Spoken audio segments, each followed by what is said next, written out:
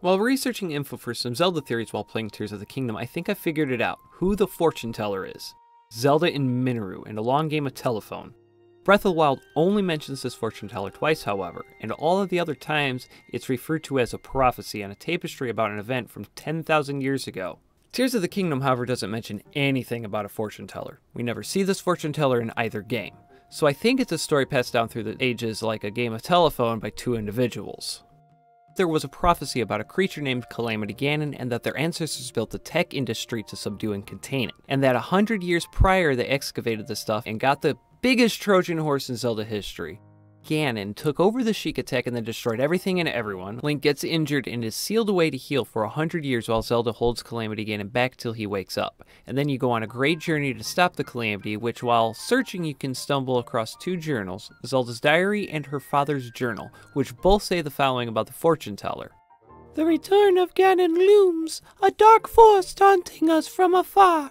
I must learn all I can about the relic so we can stop him. If the fortune teller's prophecy is to be believed, there isn't much time left. Reports keep arriving regarding the excavation of relics. The fortune teller's predictions seem to be coming true. Calamity Ganon was not a figure of fable or even a legend. He actually existed in our great land of Hyrule. That's it. That's the only time I could find fortune teller in the game's text dumps. All sources in the description below, by the way, so go check it out. Anyway, after Link stops all the Divine Beasts and regains control, he goes to the castle and beats Ganon. Then after rescuing the princess, Zelda wants to investigate why the Divine Beast stopped working shortly after the credits, then the game ends, with presumably the Sheikah Tech becoming deactivated altogether. In between games, Zelda and Pora end up making a newer Sheikah slate, the Pora Pad, and Zelda talk to Link and the champions about their journey. Eventually, gloom starts appearing, so Link and Zelda go under the castle, find Ganondorf, who wakes up, she falls while having the Pora Pad still on her, which is Sheikah Tech, and travels through time with it and all the info and knowledge her and Link knew from the prior adventure in Breath of the Wild. Zelda, who knows a lot of the future, is now meeting the first king and queen of Hyrule in the era of its founding, Sonia and Rauru, who now know she's from the future. Sonia of which can sense her and Raru's power inside Zelda and that they all share a blood connection. So Sonia and Rauru, mainly Rauru, is like, let's let my sister know, she can help you get back to your time, who she will also end up meeting a whole bunch of royals, ancient Hylians, and also a chamberlain, which a chamberlain is an officer who manages the household of a monarch or noble. But before I get to the chamberlain and the Kakariko village ruins, let's talk about Minoru and the Pora Pad. Zelda meets Minoru, and we see her looking at the Sheikah Tech Zelda brought and ends up tinkering with it a bit to get the teleportation functionality up and running for the Zonai Shrines. Minoru ends up being successful, remember that, but Zelda also asks, So you really believe my story? That I came from the future? just how much did Zelda tell Minoru, Rauru, and Sonia? Quite a bit, I would imagine, given what we hear in other cutscenes and memories. She mentions when meeting Ganondorf that she doesn't trust him, and when she's having lunch with the king and queen, she and Sonia mention Link. Rauru chimes in with, Oh, a hero is he? He is so very dedicated, and he refuses to back down from any challenge. He is very strong. And his heart is good and true. Ah, I can see that you have absolute faith in him. Hearing you speak so highly of Link, I find myself wanting to meet him as well. Indeed. I would also like to meet him. He must be quite the brave, courageous knight. What a picture Zelda paints of him. and I would assume off-screen she mentions everything Link did in Breath of the Wild in more detail because that lunch looks like it was a lot longer than that cutscene showed. And after Ganondorf kills Sonia and becomes the Demon King, he invades Hyrule and all-out war breaks out. Zelda tells Rauru in the 13th cutscene, I came to this era after finding a man underground. Go on. When I witnessed what the secret stone did to Ganondorf, at that moment, I knew for sure what we found underground, that was him. He was still alive, still powerful. He continues to live on, all the way until my time. In tomorrow's battle, we won't be able to defeat him. No matter how strong we think we are, he'll survive.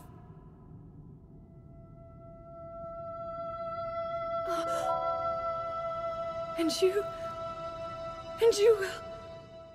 Tells him finding a sealed mummy underground that broke free after realizing Ganondorf is that mummy that was beneath the castle. Rauru then mentions this. Maybe so, but it is my duty to try.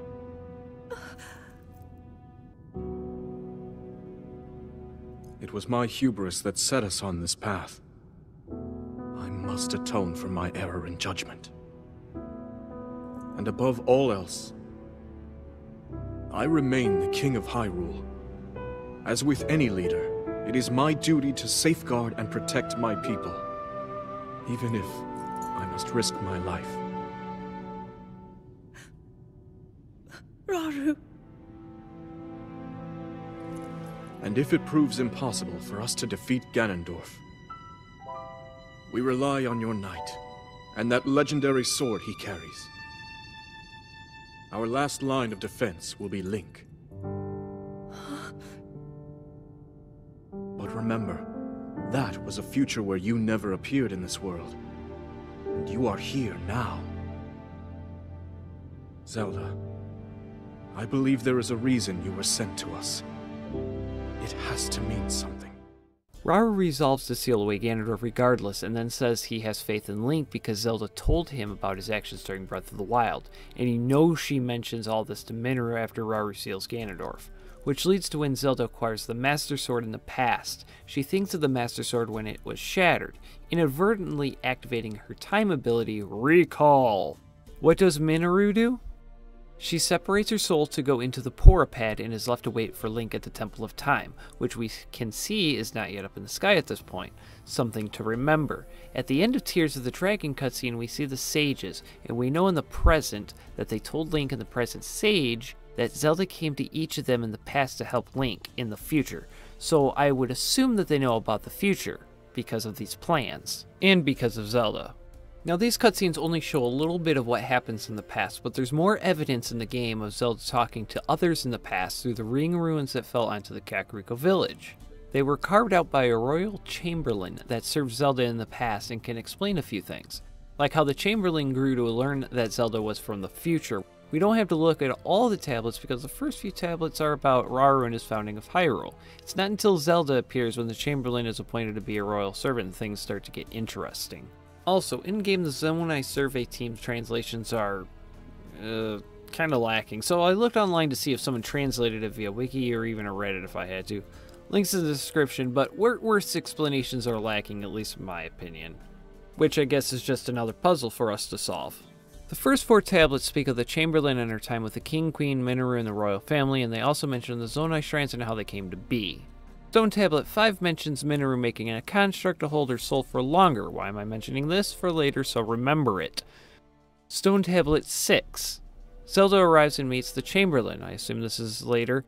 The same day, Sonia and Rauru met Zelda after she time-traveled her, the second memory cutscene in the game. The tablet reads, "Fully fine is the weather this morning, and I will have an audience with the princess said to be the distant kin to Queen Sonia. As Zelda will remain with us for a while, I, as High Maiden, will also offer her my service." Tablet 7, 8, and 9 explains the Chamberlain becoming more accustomed and adjusted to the princess of Princess Zelda, although the Chamberlain doesn't yet know the full truth, as it only mentions fashion trends and Zelda riding Minoru's robot construct. Wartsworth also mentions Zelda would talk with Minoru about her research a lot. The 9th one explains Puppet Zelda that Ganondorf created and how it stalked the halls of the castle for possible days before that, which is kind of creepy actually. Tablet 10 says, "Since its founding, Hyrule has seen such hardship, but that is only a small period of time. Minoru, the king's elder sister, says that this kingdom should not be caught unaware, not even far into the future. Princess Zelda tells her that this future is written already, that a champion will come from the sky. Between the two, they made to find a way to help this champion in that distant time. They sought to raise the Temple of Time into the sky to guard it against evil. All done so on a far distant day our kingdom might be saved. In my heart, I know I must help, and I asked Minoru if she could devise a means to raise these stones in the sky. My words may not be enough, but they save the memory of the royal family high in the sky for that future's time. So by this point in time, while she may not know the entire picture, she definitely knows if Zelda knows more than she's letting on. Since she wrote, Princess Zelda tells her that this future is written already, that a champion will come from the sky. Tab 11 has this portion which reads, I saw the Temple of Time and all the land that held it rise into the sky, both fearful and majestic. As Princess Zelda told me, in the far distant future a champion will come to that place. The hope to save Hyrule, for that champion I inscribe these great stones. Zelda told me, in the far distant future. So this for sure means quite a few people knew of the truth, even if it wasn't the full truth. At this point, I think the Chamberlain knows quite a bit. How much? Still not sure, but we know she knows Zelda is possibly from the future due to the plan they are setting out to accomplish. She knows that the hero, Link, will appear in the Great Sky Temple to defeat the Demon King in the future due to seeing the Temple of Time rise into the sky with her own 2 eyes. As one tablet states, it was both majestic and fearful. In the last tablet, she also states that this stone and all 13 serve as the royal family's records, my final work, fully crafted for all ages. Many are the marks made by these much beloved people, some seen, some unseen. Meaning that some people that helped knew of the truth or part of the truth. How many other royals saw the Temple of Time fly into the sky that knew the details as to why and how it was racing into the sky. What of the Sheikah in the past? Was there any Sheikah, or were they the ones that were some unseen? I mean, why else would Minoru's Ring ruins be above Kakariko Village of all places, and only above there? We know this thanks to these 2 NPCs' dialogue. Most of Minoru's slabs explain the sages, how one becomes a sage, the secret stones, and how they amplify powers latent in an individual in each race in each region of Hyrule. They also explain how her, the king, and the other sages fought the Demon King, lost by sealing Ganondorf with Raur's body as a conduit, and are holding a key to help stop him, which are on the Dragon Islands above Faron. Point is, she wrote and knew a lot enough not to just raise the Temple of Time in the sky, but also the Ring Ruins, Thunderhead Isles, and the Dragon Head Island, and build a construct. Just one question, how does Zelda know that Link will be in the sky? Fi, and the Master Sword told her when she got recalled.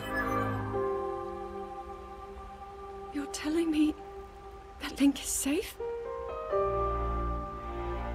You traveled through time to find me and recover your strength. Zelda and Minoru devote themselves by building a construct, raising multiple lands, draconification and the transfer of a soul to a tablet, the Purapad, and even possibly leads to the creation of the Sheikah Tech and even the Divine Beasts. By studying the Zonai Tech and with Minoru's knowledge and some help from a certain ancient hero, the Sheikah Tech was created to help stop the Calamity Ganon as foretold by Zelda in the past, who was from the future. Was the Purapad designed after the Sheikah Slate from Pora, or did Minoru help create the Sheikah Slate due to Zelda showing her the Purapad? Zelda and Minoru probably talked at length when coming up with the plan to help Link in the future. Told her about Calamity Ganon taking over the Sheikah Tech and the timeline had to be a closed loop.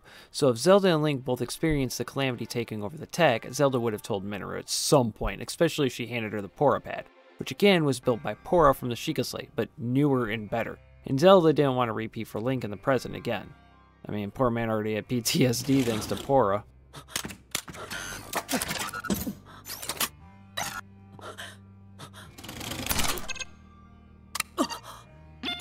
The Sheikah Tech was made to disappear by design thanks to Minoru knowing about the future, thanks to Zelda coming to the past and telling her, and even showing her some of the Sheikah Tech. In fact, we even see Minoru is successful in getting the Purapad to work in the past using its teleportation feature. Fast travel mechanic Link can even use in the present.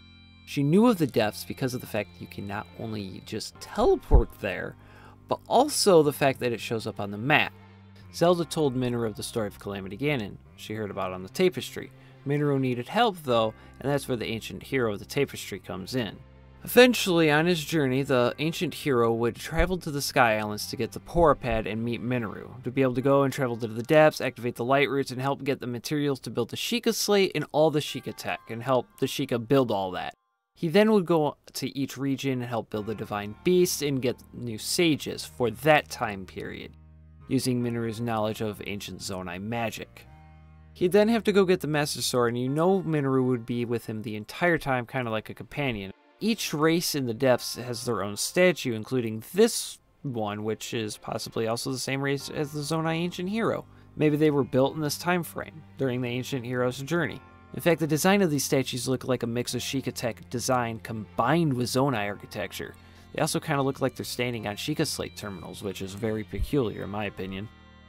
In Tears, we see one particular architecture that shows they covered up the Zonai architecture of the founding era of Hyrule, the one we see throughout Breath of the Wild, the Faron tribe Zonai.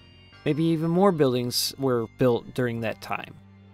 Most of this is just, a theory, but I do honestly believe Minoru did help the ancient hero in some way in the past to defeat Calamity Ganon, and also helped build the Sheikah Tech along with foretelling the prophecy of the Legend of Zelda and her Tears of the Kingdom. It's all one giant closed loop that Zelda herself foretold, but I'm sure you're ready for the TLDR section, right? Zelda, Minoru, and the Chamberlain of the 13 Stone Tablets with the Sheikah, Hylian royal family, ancient Hylians and Hyruleans throughout the ages played a long game of telephone helping keep the legend alive, but the fortune teller is Zelda herself for the fact that she is the only one to travel through time and told everyone of the future. She foretold everything because she lived it. The rest of those left after Zelda ate that secret stone went on to make prophecies and legends of Calamity Ganon, while Minoru kept the secret and helped move things along accurately with what Zelda told her while Zelda was away from being able to help. Her and Minoru's name could have been forgotten and simply became the fortune teller throughout the ages. Minoru's soul lived on in the Porapad to not just help Zelda and Link, but also help stop Calamity Ganon by helping oversee the production of the Sheikah Tech and Divine Beasts with the ancient hero Zonai on his journey. Hopefully you get more stuff in the future like the Creating a Champion book for Breath of the Wild, or, Nintendo actually changes their mind and actually gives us DLC. But all this is just speculation and theory crafting on my own, with using evidence from the game and research for this video. My name's BioAlpha, and I'm signing off. Hope you have a good day.